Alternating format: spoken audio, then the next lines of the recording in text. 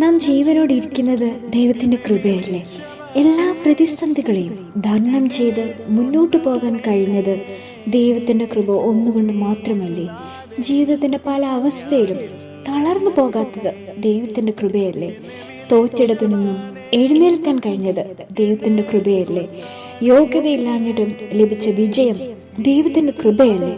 പ്രയാസങ്ങളിൽ തളർന്നു പോകാഞ്ഞത് ദൈവത്തിൻ്റെ കൃപയല്ലേ?